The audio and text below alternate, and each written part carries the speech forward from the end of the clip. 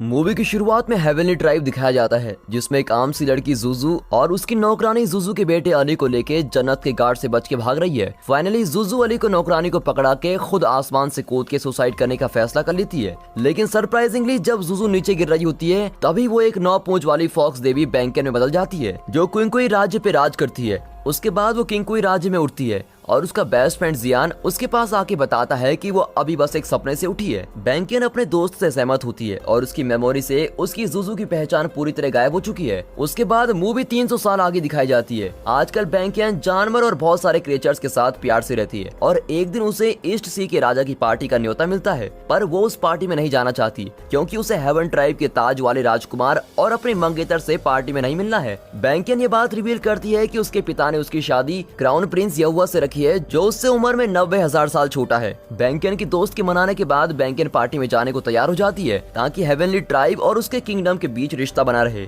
ज्यादा समय नहीं बीता होता है और बैंकियन ईस्ट सी पैलेस पहुंच जाती है। उस दिन सूरज और दिनों से ज्यादा चमक रहा होता है, इसीलिए बैंकियन अपनी आंखों को बचाने के लिए उन पे हल्का सा कपड़ा बांध लेती है और फिर वो हॉल में जाती है जहाँ सब ईस्ट के राजा के आने का इंतजार कर रहे हैं। दूसरी तरफ दो परियां आपस में बात कर रही हैं कि ताज वाला राजकुमार यहुआ का बेटा है, पर किसी को नहीं पता कि उसको जन्म किसने दिया। ये सब सुन के बैंकियन अपनी किंकुई की सम्राट होने की पहचान छुपा के उन दोनों परियों के पास जाती है और उन्हें बोलती है कि उसे पता है कि ताज वाला राजकुमार यहुआ की पहले ही किंकुई के सम्राट से मंगनी हो चुकी है। अचानक से वो दो परियां हैरान हो जाती हैं और बताती हैं कि ये इम्पॉसिबल है क्योंकि किंकुई की सम्राट 1,40,000 साल की है, जबकि ताज वाला राजकुमार बस 90,000 साल का है। ये सुन के बैंकियन को बहुत गुस्सा आता है क्योंकि उन परियों को वो एक बूढ़ी औरत लगती है। इस वजह से बैंकियन अपनी जादुई पंखे से उन दो परियों को नुकसान पहुंचाती है। वो उन्हें गिराकर उनकी इंसल्ट कराती है। अब उसके बाद बैंकियन हॉल से निकलकर गार्डन में और वाइन की तलाश में जाती है, जहां उसे एक छोटा लड़का मिलता है। वो छोटा लड़का ये बात रिवील करता है कि उसने कुछ समय पहले बैंकियन को उसके जादुई पंखे का इस्तेमाल करके उन दो परियों को नुकसान पहुंचाते हुए देखा, इसलिए वो खेलने के लिए उससे वो बोरो करना चाहता है। लेकिन बैंकियन उसे वो नहीं देना चाहती और तभी अचानक से वो लड़का उससे वो फैन छीन के वहाँ से भाग जाता है। फिर बैंकियन जल्दी से उस लड़के को पकड़ने के लिए भागती है, पर वो उसे खो देती है। कुछ देर में वो अपने जादुई पंखे को पास में एक परी से गिरता हुआ देखती है और समझ जाती है कि उस लड़के को उस परी ने किडनैप कर लिया है। बैंकियन उस परी पे हमला करती है कि वो उस लड़के को वापस कर दे। तभी वो परी अपना कवर हटा के रिवील करती है कि वो एक राक्षस रानी है जिसकी हेवनली ट्राइब से दुश्मनी है और वो उस लड़के को किडनैप करना चाहती है। फिर बैंकियन और राक्षस रानी एक दूसरे पे हमला करते हैं। तभी वो लड़का जादुई पंखा उठा के बैंकियन की उस राक्षस रानी को भगाने में मदद करता है। सुरक्षित होने के बाद बैंकियन उस लड़के से पंखा छीनती है और इस सब के लिए उसे जिम्मेदार ठहराती है क्योंकि उसने बिना इजाजत के उसका पंखा ले लिया था। क्या कभी आपको भी किसी बड़े ने आपकी भलाई के लिए किसी चीज को लेने से मना किया है और आपने फिर भी वो ले ली हो और उनकी डांट खाई हो? अगर हाँ तो कमेंट में हमें जरूर बताइएगा, मजा आता है कमेंट पढ़ के दोस्तों। अब बढ़ते हैं मूवी में। उसी समय उस लड़के के पिता वहाँ आते हैं और बैंकियन को अपने बेटे पे इल्जाम लगाते देख गलत समझ के उस पे हमला करते हैं और गलती से उसके पिता के सोड से बैंकियन के चेहरे का सिल्क उतर जाता है, जिसे देख के वो और उसका बेटा शॉक हो जाता है क्योंकि उसका चेहरा जुजू जैसा है। फिर वो दोनों उसके पास जाके उसे बोलते हैं कि वो जुजू का पति है और ये लड़का उसका बेटा अली है। लेकिन बैंकियन इस पहचान से इनकार कर देती है क्योंकि उसके पास जुजू की कोई भी मेमोरी नहीं है। दूसरी तरफ ईस्ट सी का राजा वहाँ आता है और बैंकियन अपनी असली पहचान, जो कि किंकुई की सम्राट है, उसे रिवील करती है। फिर वो ईस्ट सी का राजा उसका वेलकम करता है, लेकिन जब वो राजा अली के पिता को देखता है तब वो उसे ताज वाला राजकुमार बुलाता है, जिसका मतलब वो यहुआ है जो कि बैंकियन का मंगेतर है। अब उसकी पहचान पता चलने के बाद भी बैंकियन को वो पसंद नहीं आता क्योंकि उसने अपने बेटे को अकेले छोड़ा हुआ है, जिस वजह से वो राक्षस रानी से किडनैप होता होता बचा है। वो फिर बस उन्हें कहीं छोड़ के जा रही होती है, तभी यहुआ की रखेल सुजैन वहाँ आती है और बैंकियन उसकी आंखों में दिलचस्प होती है। बैंकियन बोलती है कि उसने आज से पहले इतनी सुंदर आंखें कभी नहीं देखी और उसकी ऐसी आंखें होने की तारीफ करके वहाँ से जाती है। अब उस दिन के बाद बैंकियन किंकुई राज्य वापस लौट जाती है और जियान से मिलके पार्टी में जो हुआ उसको सब बताती है। साथ ही वो जियान से जुजू के बारे में भी पूछती है और वो उसे समझाता है कि जुजू अमर नहीं थी और वो 300 साल पहले मर चुकी है। उसके बाद बैंकियन अपने घर वापस आती है जहाँ उसे अली और यहुआ मिलते हैं, जो उसके साथ रहने की रिक्वेस्ट करते हैं ये देखने के लिए कि उन्हें एक दूसरे से प्यार होता है या नहीं, क्योंकि उसकी और यहुआ की मंगनी हो चुकी है। बैंकियन हिचकिचाते हुए मान जाती है और उस दिन यहुआ किचन में जाके बैंकियन के लिए खाना बनाता है और मूवी में ये रिवील होता है कि वो एक बहुत ही अच्छा कुक है। उसके बाद बैंकियन उसका बनाया खाना खाती है और उसे वो बहुत ही अच्छा लगता है, पर वो सोचती है कि उसे उसका टेस्ट कैसे पता।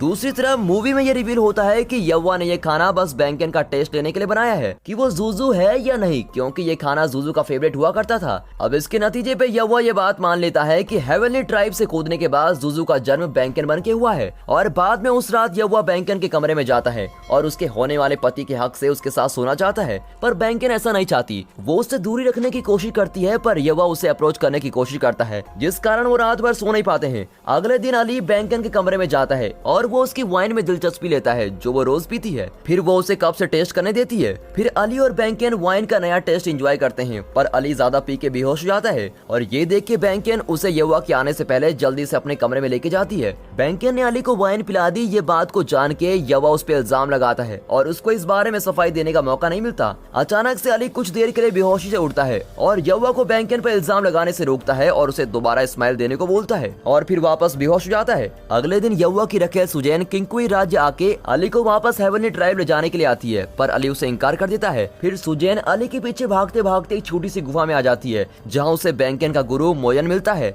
जिसका चेहरा यवा जैसा है और उसकी बॉडी बर्फ में पड़ी हुई है। दूसरी तरफ बैंकन वहाँ आती है और सुजैन वहाँ से गुफा से जल्दी बाहर जाती है। फिर सुजैन बैंकन से गुफा के एंट्रेंस पर मिलती है और अली को अपने साथ हेवन ट्राइब ले जाने की डिमांड करती है। तभी अचानक से यवा वहाँ जाता है और सुजैन को पहले वापस जाने का हुक्म देता है और उसे बोलता है कि कुछ दिनों में वो भी हेवन ट्राइब वापस आ जाएगा। उसी समय राक्षस राज्य में राक्षस रानी रो रही है, क्योंकि हेवन ट्राइब के श्राप के कारण उसका बेटा मर गया। इसी वजह से वो राक्षस रानी ईस्ट से गई थी अली को किडनैप करने के लिए, क्योंकि अली के खून से ही उसका मरा हुआ बेटा वापस जिंदा हो सकता है। उसके रोने के बीच में ही सुजैन वहाँ आती है और ये रिवील करती है कि वो जानती है उस राक्षस रानी ने अली को ईस्ट सी में किडनैप किया था। फिर सुजैन उसको धमकी देती है कि वो उसकी अली को चोट पहुंचाने की हरकत हेवनली ट्राइब में बता देगी, पर अगर राक्षस रानी इस बात को राज रखना चाहती है तो उसे उसकी बैंकन को रास्ते से हटाने में मदद करनी होगी। राक्षस रानी के पास कोई और रास्ता न होने के कारण वो उसकी बात मान लेती है और दूसरी तरफ यव्वा, अली और बैंकन इंसानी दुनिया में जाते हैं ताकि यव्वा और अली उसके साथ हेवनली ट्राइब लौटने से पहले अच्छी यादें बना ले।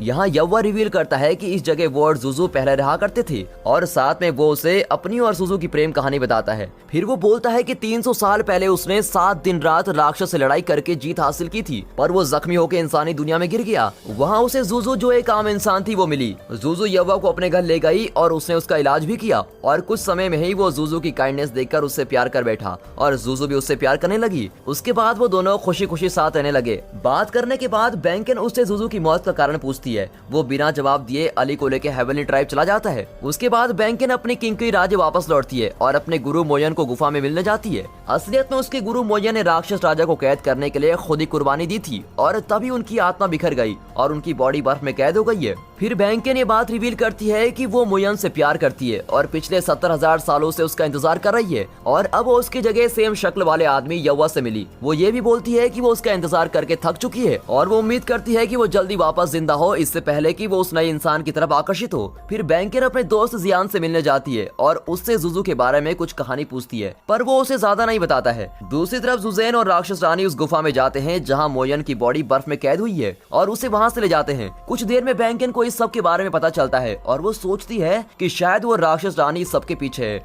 वो तुरंत उसे ढूंढने भागती है। उसी समय मोयन की बॉडी राक्षस राज्य में रख दी है। मोयन की अमर खून का इस्तेमाल करके राक्षस रानी अपने बेटे और राक्षस राजा को वापस जिंदा करना चाहती है, क्योंकि मोयन भगवान है। और उतनी देर में बैंकन और जियान वहाँ पहुँचते हैं और रास्ते में आने वाले राक्षस को हराते हैं और बैंकन को अंदर घुसने का मौका मिल जाता है और जियान उसकी बाहर रक्षा करता है। फिर बैंकन राक्षस रानी और उसके गार्ड से मिलती है। वो उनसे लड़ती है और मोयन की बॉडी वापस मांगती है। अब लड़ाई के दौरान मोयन की बॉडी गलती से नर्क की तरफ फिसल जाती है।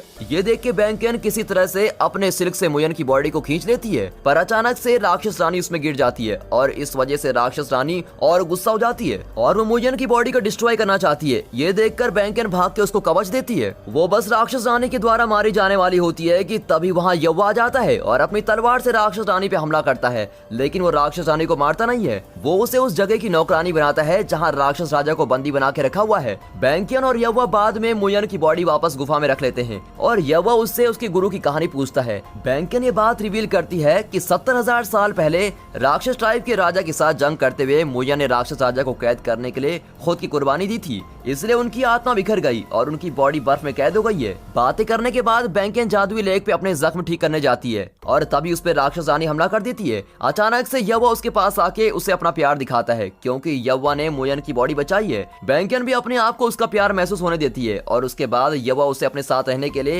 हेवनली ट्राइब ले जाता है, पर वहाँ उसे जुजू की नौकरानी मिलती है जो उसे बताती है कि वो 300 साल से उसका इंतजार कर रही है। लेकिन बैंकन बोलती है वो जुजू नहीं है और वो समझती है कि नौकरानी कंफ्यूज होकर उसे जुजू समझ रही है। ये देख के यवा उस नौकरानी को बैंकन की खातिरदारी में रख लेता है, पर सुजैन काफी दुखी दिखाई देती है। उस रात सुजैन बैंकन के लिए काफी तोहफे भेजती है, पर ये सब देख के वो मेड घबरा जाती है कि वो फिर से बैंकन को नुकसान पहुंचाने आ गई है। फिर वो मेड बैंकन को लेके फिर से भागती है कि तभी उन्हें सुजैन और उसका पेट टाइगर मिलता है। सुजैन फिर बैंकन को बताती है कि उसकी मेड पिछले 300 साल से पागल हो गई है जब से जुजू मरी है, और अगर बैंकन इस बारे में और जानना चाहती है तो वो उसे सब बताएगी। सुजैन उसे बताती है कि जब ये हुआ और जुजू इंसानी दुनिया में रहती थी तब जुजू प्रेग्नेंट थी, और ये जानकर यवा उसे हेवनली ट्राइब लेके आया ताकि अपने पिता की इजाजत लेके वो उससे शादी कर ले। पर इंतजार करते हुए जुजू ने नौकरानी होने की एक्टिंग की। बातें करने के बाद सुजैन बैंकन को वो जगह दिखाने ले जाती है जहाँ जुजू ने अपनी जान दी थी, और वो उसे ये भी बताती है कि यवा उसको हेवनली ट्राइब लेके आया क्योंकि उसे सुजू की जगह किसी और को रखना था, ना कि वो उससे प्यार करता है। अब ये सुन के बैंकन अजीब महसूस करती है और सुजैन को छोड़ के वहाँ से चली जाती है।